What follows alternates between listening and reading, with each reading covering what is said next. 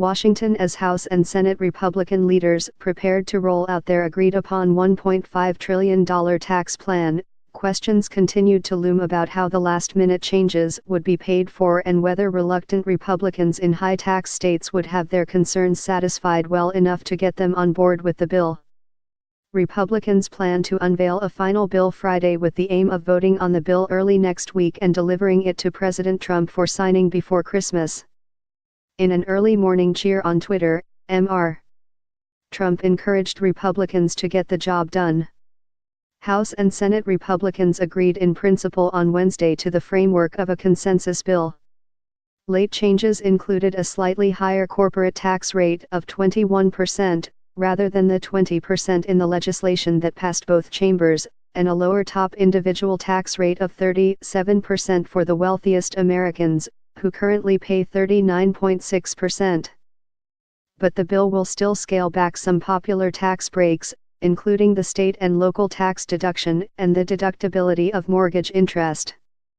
Breaking from the House bill, the agreement would allow taxpayers to continue to deduct high out-of-pocket medical expenses, and it would retain a provision allowing graduate students who receive tuition stipends to avoid paying taxes on that benefit.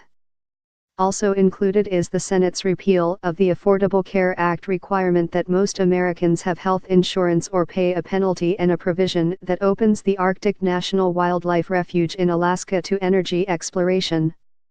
Still, the bill contains a host of tax changes that are expected to increase the cost of the bill that passed the Senate, such as repealing the corporate alternative minimum tax and increasing the income threshold at which the individual alternative minimum tax kicks in.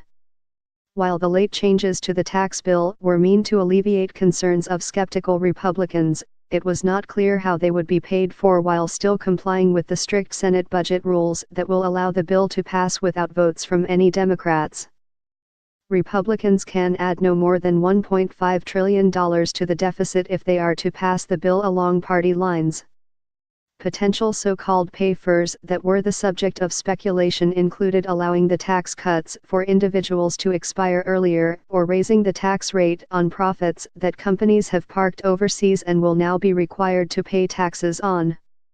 "We're literally trying to squeeze about $2 trillion in tax reform into a $1.5 trillion box, and that's been a problem," Senator Ron Johnson, a Wisconsin Republican, who held out on supporting the initial version of the Senate tax bill until it gave more generous tax breaks to pass-through businesses. On Thursday, Republican leaders continued to express confidence that they were getting close to passing the most sweeping tax overhaul in decades. "I think there's going to be strong support in the House and Senate on this, or we wouldn't be moving forward," Representative Kevin Brady of Texas, the Republican chairman of the House Ways and Means Committee, said on CNN. But other concerns are looming, including the health of two Republican senators, John McCain of Arizona and Thad Cochran of Mississippi, who have recently been hospitalized with health problems.